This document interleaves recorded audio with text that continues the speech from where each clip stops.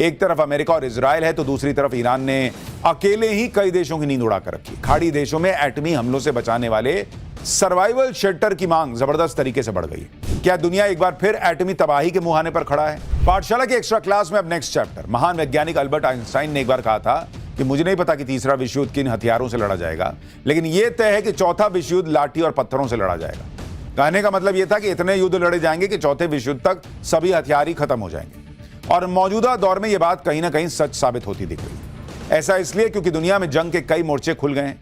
अरब देशों में 2 हफ्ते से भयंकर घमासान मचा हुआ है। एक तरफ अमेरिका और इजराइल है तो दूसरी तरफ ईरान ने अकेले ही कई देशों की नींद उड़ाकर रखी। इस सब के बीच बेहद चौंकाने वाली खबर आई और वो ये कि खाड़ी देशों में एटमी हमलों से बचाने वाले सर्वाइवल शेल्टर की मांग जबरदस्त तरीके से बढ़ गई।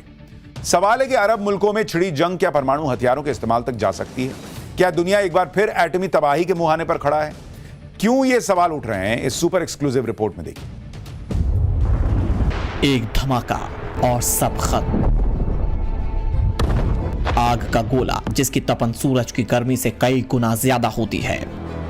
जिस जगह धमाका होता है वो जमीन सदा सर्वदा के लिए बंजर हो जाती है। पल भर में हवा ऐसा हथियार बन जाती है जो इंसान ही नहीं, इंसान की तामीर की हुई हर चीज को खाक में मिला देती है। 6 अगस्त 1945 6 और 9 अगस्त की तारीख थी जब अमेरिका ने जापान के 2 शहरों में बर्बादी का ऐसा मंजर दिखाया था जिसने पूरी दुनिया को झकझोर दिया। जापान के हिरोशिमा और नागासाकी शहरों पर अमेरिका ने परमाणु बमों से हमला किया।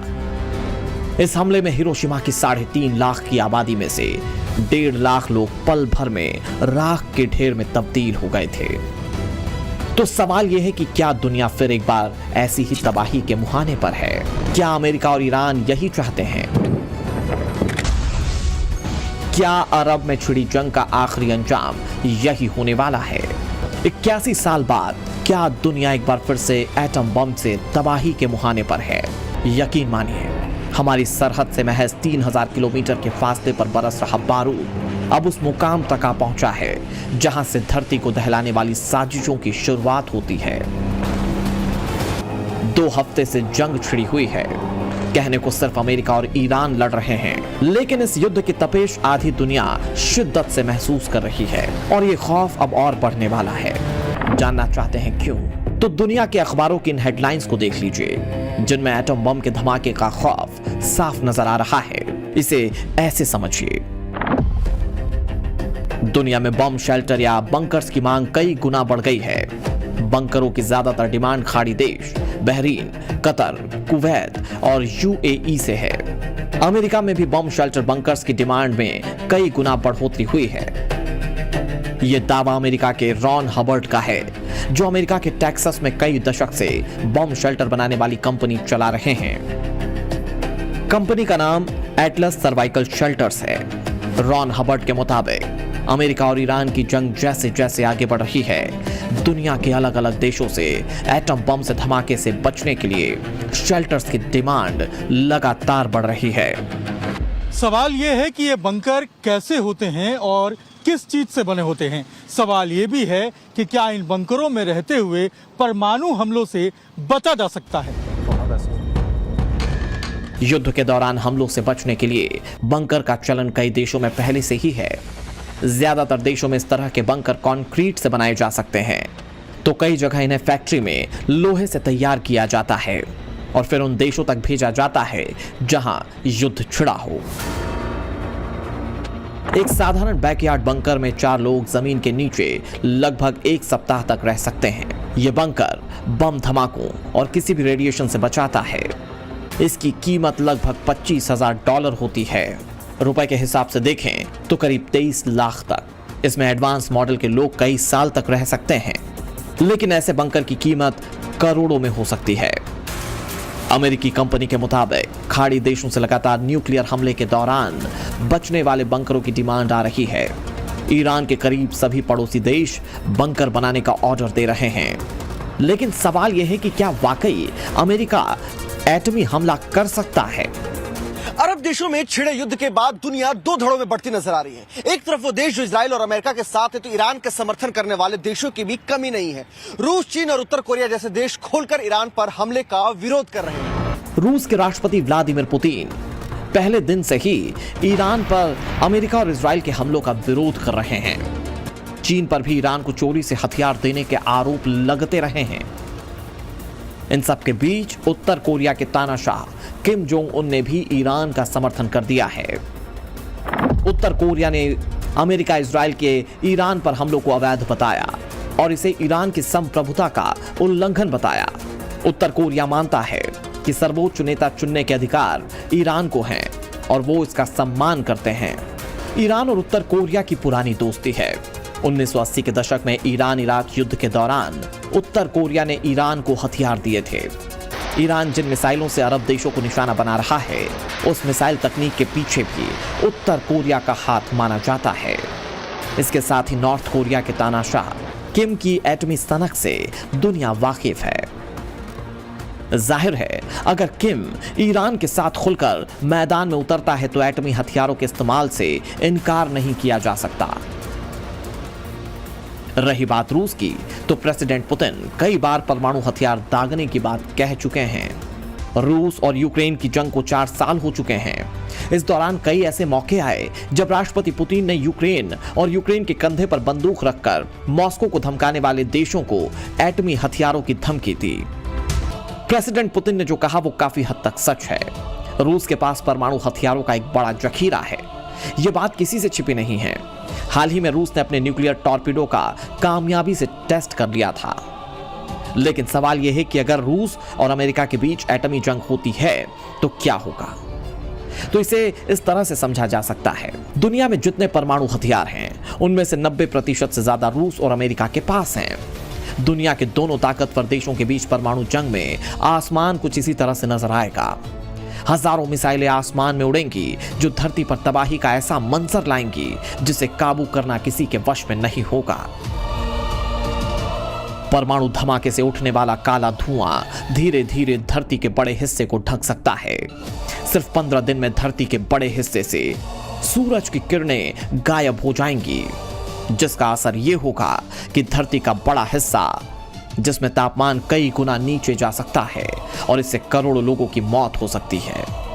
और ये बात हम नहीं कह रहे हैं, ये रिपोर्ट उन वैज्ञानिकों की है जिन्होंने जिंदगी का बड़ा हिस्सा धरती को परमाणु हमलों से बचाने में लगा दिया।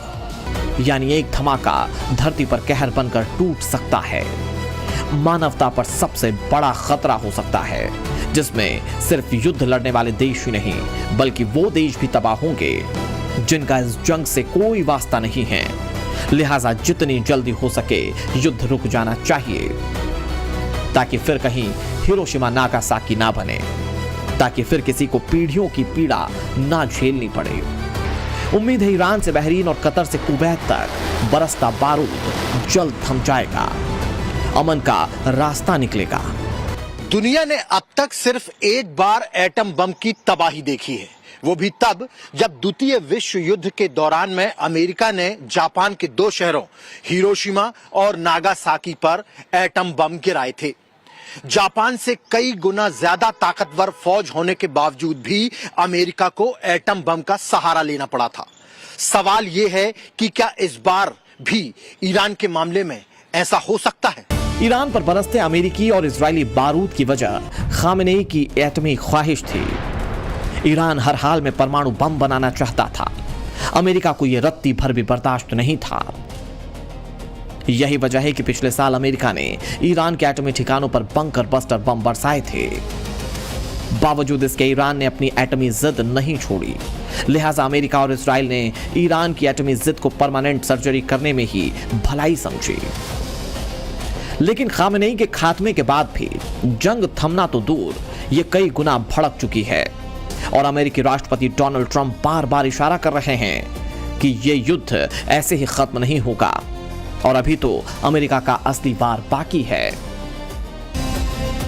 अमेरिकी राष्ट्रपति डोनाल्ड ट्रंप बार बार कह रहे हैं कि ईरान पर अभी अमेरिका का असली प्रहार होना बाकी है। तो सवाल यह कि क्या अमेरिका ईरान पर एटमी हथियारों का इस्तेमाल कर सकता है? अगर ऐसा होता है तो तबाही का मंजर क्या होगा? इसे ऐसे समझिए, अगर अमेरिका तेहरान पर एटम बम दागता है तो आग का ऐसा गोला उठेगा जिसकी जद में जो भी आएगा वो खाक हो जाएगा। यानी बिल्डिंग, पेड़ पौधे, इंसान, मकान, खेत खलिहान सब कुछ भस्म हो जाएंगे।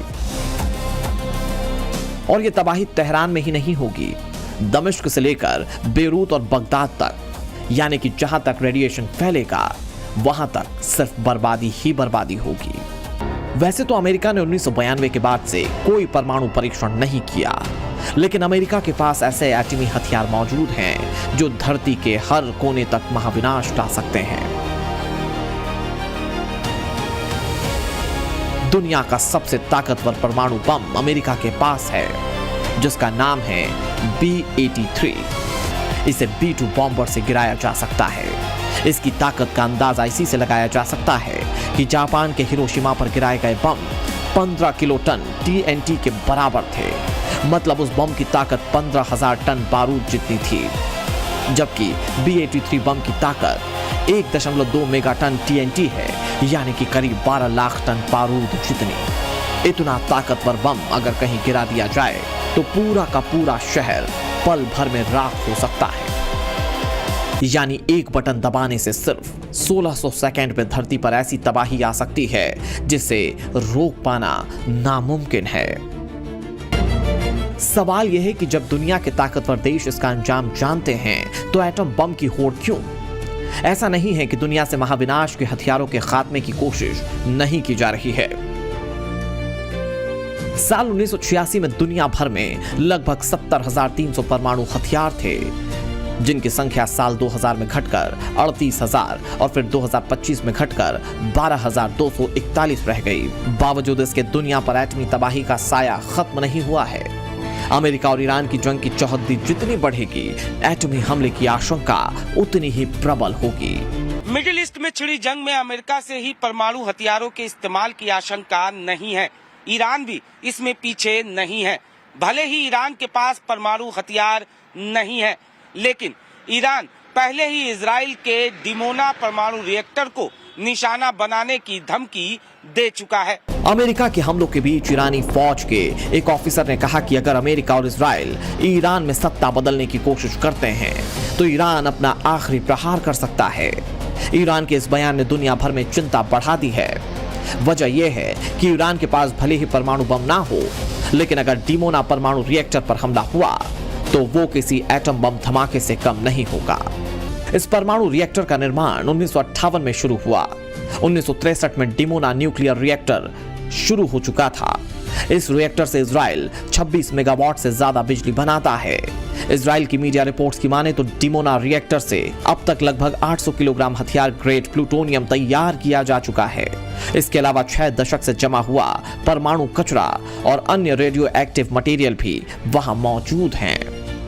इजराइल का यह रिएक्टर नेगेव रेगिस्तान में डिमोना शहर से करीब 13 किलोमीटर दूर स्थित है। इसके आसपास का हवाई क्षेत्र पूरी तरह से बंद रहता है। खास बात यह है कि डिमोना जॉर्डन की सीमा से लगभग 25 किलोमीटर, मिस्र से 75 किलोमीटर और यरूशलेम से करीब 85 किलोमीटर दूर है। ऐसे में ईरान की धमकी के बाद से ही पड़ोसी देशों में हड़कंप मचा हुआ है। यही वजह है कि खाड़ी देशों में एटमी बंकर की डिमांड जबरदस्त तरीके से बढ़ गई है। ब्यूरो रिपोर्ट, टाइम्स नाउ, नव भारत।